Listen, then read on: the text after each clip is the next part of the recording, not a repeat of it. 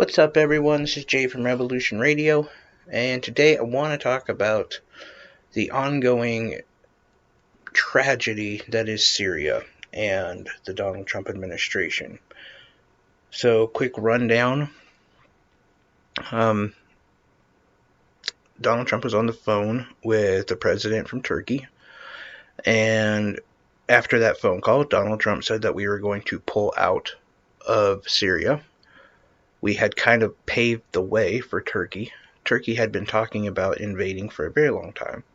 At the moment, there was a discussion going on about a buffer zone because Turkey did not want the Kurds, and namely the PKK, all along their border. So they were going to move them back, and there would be this kind of buffer zone. And there was negotiations going on about that, but Trump decided not to talk to Erdogan in person, and that became an issue. So Erdogan said, we're invading Syria. And Trump said, okay, we'll move out of your way. We knew what they were doing. They were coming after our allies, the Kurds, who have fought with us for over a decade, almost 2 decades. They are our insurgency group. If it wasn't for the Kurds, we would have never gotten as far as we have in the Middle East. And we're talking, there again, almost 2 decades of fighting terrorist groups, of making some headway into a situation that was already bad and we shouldn't have been into, but it was the lemonade out of lemons kind of situation. But we were fine with that. We were alright with them committing atrocities to our allies. And if you question atrocities, there were multiple instances where even women were pulled over in their vehicles and by the Turkish military, and when they found out they were Kurdish, they were shot in the head on the side of a road.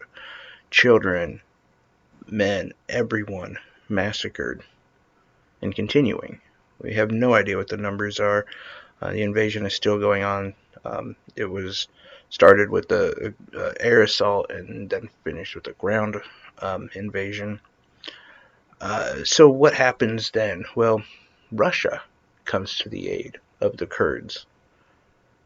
Russia and Syria were more than willing to step in, and they were very prepared for it. Maybe they were hinted off. Maybe they knew more than what the American people did. I don't know. It seems suspicious that they were so quickly to mobilize. And now the Kurds have an ally in the Russians for who knows how long. Seems to be like maybe quite a while. And aside from losing a very important ally, and aside from lying to our allies about what we will do for them, we also learned yesterday that we left nuclear bombs in Turkey. They are a NATO ally, and we do have a base there. It's a rather secluded base, considering where it's located, and how much aggression we're seeing on this side of Turkey. Turkey is facing sanctions from everywhere, from the EU to NATO, and of course the United States. They want nuclear weapons. Why would they not attack this base? Now, here's where things do get really messed up. Who let anyone know that we had the B-61 nuclear bombs in Turkey? I am an average nobody, and I should not have read that before we moved them. They are still there. We are scrambling to mobilize them. We have not got there. We have not done it yet. Again, when we hear about Trump, and he talks about the leakers, and we talk about security clearances that he overrides, this is the problem, right? This is 100% the problem. That other stuff, that wasn't anything major. This is huge.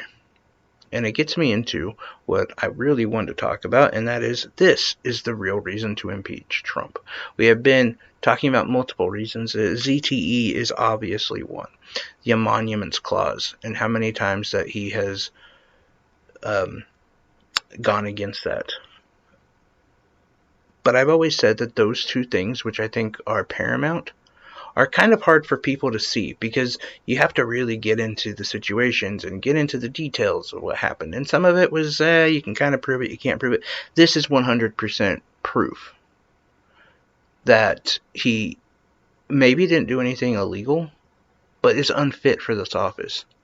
Because given the appropriate amount of time, the military would have moved these bombs, had moved their soldiers out of Turkey, or at least had gotten rid of anything sensitive, then slowly started to remove themselves from Syria.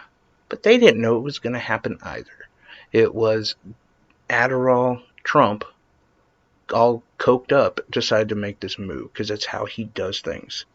I am, by the way, releasing a podcast on Trump being an amphetamine head, and I will get to that. There's some real truth to that, but, and I know you're already one-sided on this, and you're, no, it's not. It's fine. It's fine. Whatever you think. The point is, you can't deny this. You can't deny that his actions were so bumble-effed that he may have accidentally given nuclear power to the Turks. And we may be on the verge of being at war with them. So, fantastic job. We might see the Cold War come back. Because not only will they have an issue, Russia is going to have an issue as well. I'm not saying we'll be at odds with Russia, but we don't know what's going to happen in the situation, and we don't know who's going to attack who. Right now, it seems like Turkey has no friends. No friends and 60 giant nuclear bombs.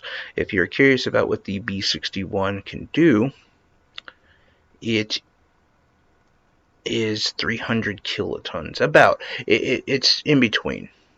So when one is dropped, about 60 square miles is lethal. 60 square miles. To put that in any sort of perspective, even though none of us were there, but we've all seen the pictures, the Hiroshima nuclear bomb, that was 15. So 300 kilotons. It changes the game, and we gave them to somebody who has almost shelled our own people just yesterday. No, yeah, good job. Good job all around for the Trump administration. This is without a doubt why Trump should be impeached. I hope that this is something that we're still not facing in the next few years. I hope this is ended quickly. On a positive note, and I'm being sarcastic, Erdogan said that he will not do peace deals with anybody but Donald Trump. And Donald Trump is not there. Mike Pompeo and Pence are on their way. But Erdogan said he will not meet with them. And at the moment, I can understand why. He's probably trying to figure out a way to overthrow our base and take those nuclear weapons hostage. Then we can have a peace negotiation. And even if not, he still has those nuclear bombs as hostage, because at any point we know that he could overthrow that base. We don't have much leverage. And for somebody who wrote The Art of the Deal, I question their ability to make a deal. The other thing that I wanted to talk about was LeBron James. So LeBron James, when talking about the Rockets owner and the whole Hong Kong situation, he stated people should really be careful with what they say.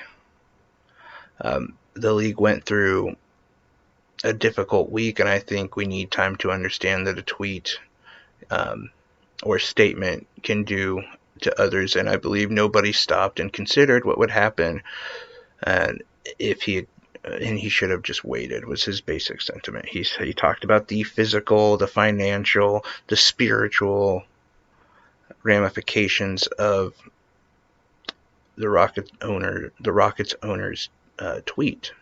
And as we all know, the Rockets owner said he stood by Hong Kong.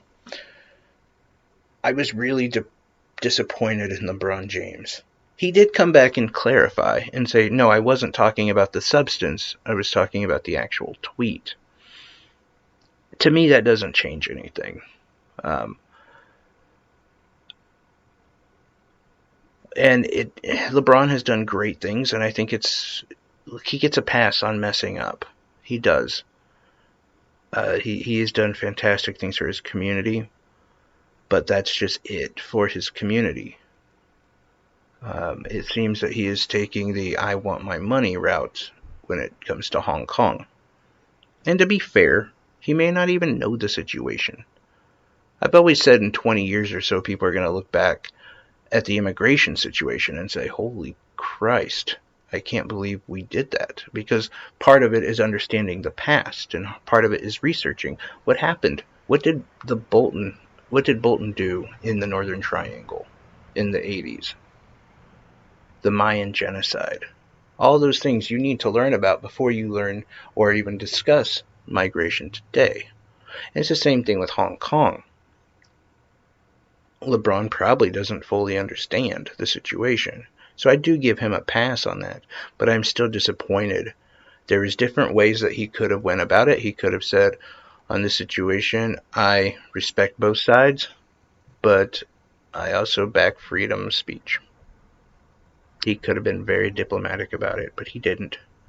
And instead, he kind of leaned more on how bad it hurt him personally and the league, without thinking about what's happening to these people in Hong Kong and how bad it's affecting them. We're not talking about them not getting some money. We're talking about them losing their life, losing their freedoms. And I think, there's plenty of time for LeBron to come out and backtrack that statement, and I hope he does. But I will say, if he doesn't, my liberal friends, please don't go burn his jersey. Please don't do the stupid things that we see on the other side. Just understand he made a mistake, and maybe he's probably uninformed himself, as that's what he said the Rockets owner was. It's just disheartening. And with that, I will say that Martin Luther King said, "We will forget the words of our enemies, but we will always remember the silence of our allies." And I think LeBron James should think about that. I think he really should and question, which side is he on? If he's not on any side, then I hate to also say this from the words of Donald Trump, but then he should shut his mouth and dribble a ball. But I do remember the NBA players did want to comment on it. Now, that's a situation that if you ask to comment on something, you should be informed on it. Regardless, I expected better out of LeBron. Anyway, guys, that's my thoughts on everything. Let me know what you think down in the comments section. On Facebook, it's JDylan, JAYDYLAN. On Twitter, JCShowVIP. On iTunes, Spotify, Anchor, Google Podcast, The Revolution Radio, and the YouTube channel, Community of Ideas. Please like and subscribe, I guess. Still not really planning to do a lot of promotion for the channel yet. But it is growing, and thank you for everyone who is listening. It really means a lot to me. I would love your opinions. I really would. Anyway, guys, in light of fear of being nuclear bombed, try to have a good night. I'll talk to you tomorrow.